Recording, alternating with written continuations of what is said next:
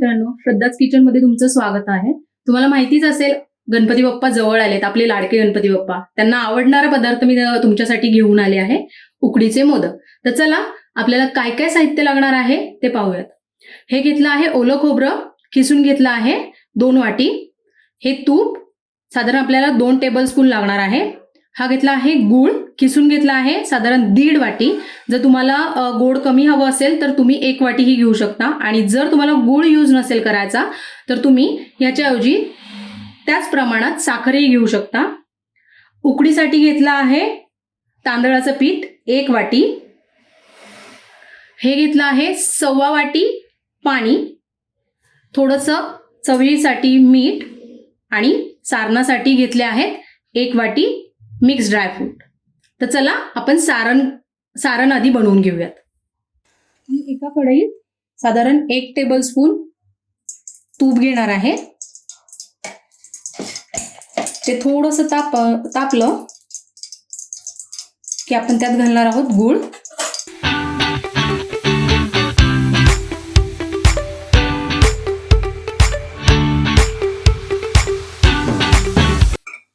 हा गूळ आपण छान आधी विरघळून घ्यायचा आहे, करपवायचा नाहीये.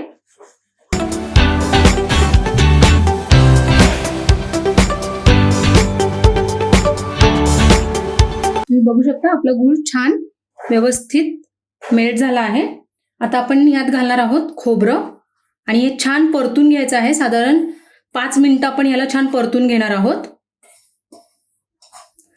आणि जर तुम्हाला वेलची पावडर आवडत असेल तर तुम्ही त्यात वेलची पावडरही घालू शकता.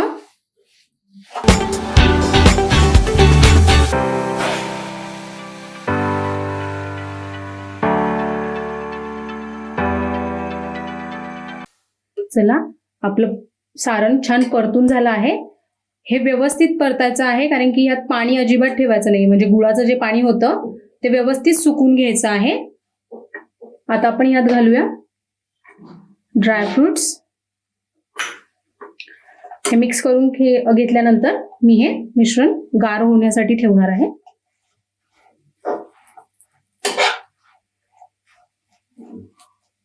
चला, आपलं सारण रेडी आहे. आता आपण उकडीची तयारी करून घेऊया.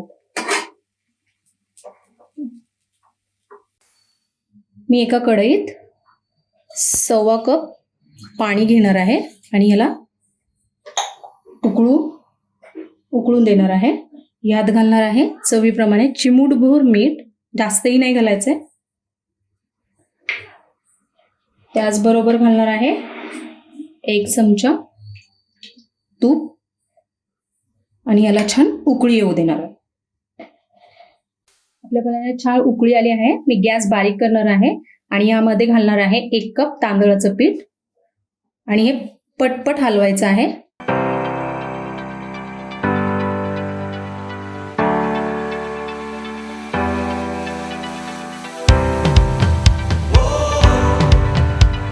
आता आपण ह्याला 5 मिनिटं गॅस बंद करून झाकून ठेवणार आहोत.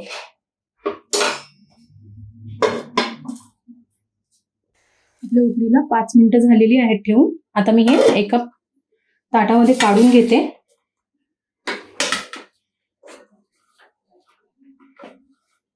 आणि याला व्यवस्थित मळून घ्यायचं आहे.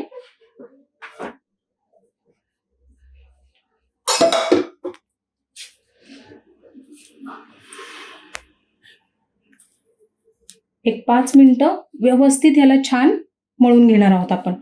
एक छान असा स्मूथ असा गोळा बनवून घ्यायचा आहे, जोपर्यंत आपल्या हाताला हे चिटकत नाही तोपर्यंत. बघू शकता मी अशा प्रकारे उकड व्यवस्थित मळून घेतली आहे. आणि जर तुमच्या हाताला मळताना जर चिटकत असेल तर तुम्ही थोडं थोडं तूपही लावू शकता. आता याचे मी छोटे छोटे गोळे करणार आहे.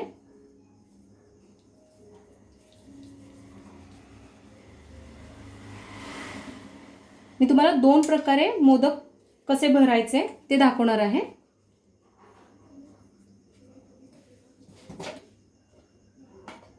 मी ते थोडंसं तूप घेते.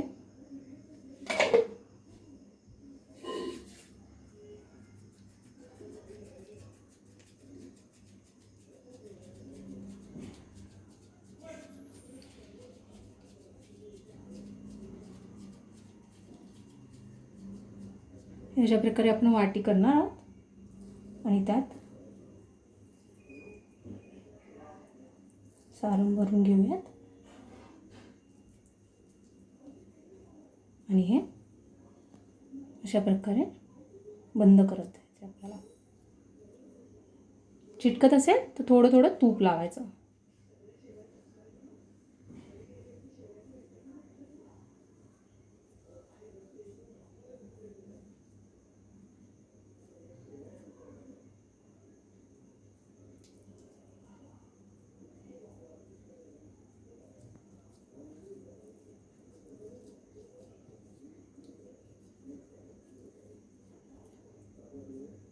तुम्ही बघू शकता आपला मोदक रेडी आहे.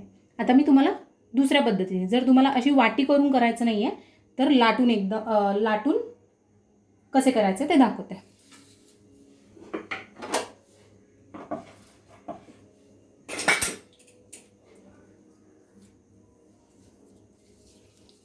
काही लोकांना जाड आवरण आवडत नाही, तर तुम्ही अशा प्रकारे हे लाटून केले तर थोडंसं पातळ आवरण तुम्ही करू शकता. मी थोडं थोडं तांदळाचं पीठ लावते याला आणि मी लाटून घेणार आहे.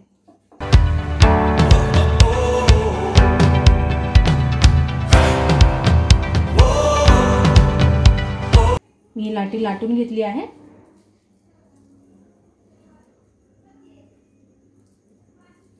यात सारण घालणार आहे.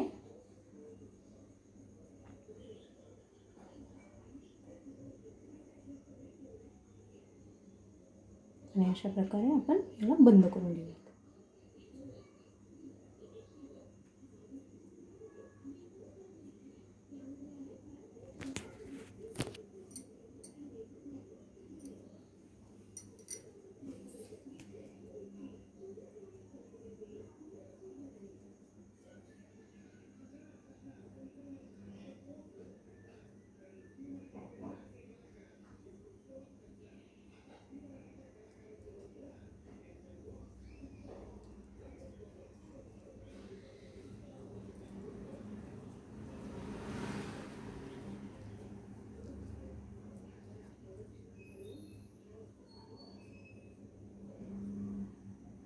ते बघू शकता आपला मोदक रेडी आहे. अशा प्रकारे मी बाकीचे मोदक करून घेते. चला, तर आपले सर्व मोदक भरून झाले आहेत. मी इकडे या कढईत पाणी ठेवलंय, त्यामध्ये डिश ठेवली आणि ते छान उकळले आहे. आता मी त्यात ही जी आपली मोदकाची डिश आहे ती ठेवते आणि 10 मिनिटं आपण ह्याला उकडून घेणार आहोत. मीडियम गॅसवर आपण ह्याची 10 मिनिटं उकड काढून घेणार आहोत. चला, तर आपले उकडीचे मोदक रेडी आहेत. ही रेसिपी तुम्ही नक्की ट्राय करा. तुमच्या कमेंट शेअर करायला विसरू नका. माझ्या चॅनलला लाईक, शेअर आणि सबस्क्राईब करा. आपण याच्यावर मस्त तुपाची धार घालणार आहोत आणि आपले मोदक खायला खूप छान लागतात.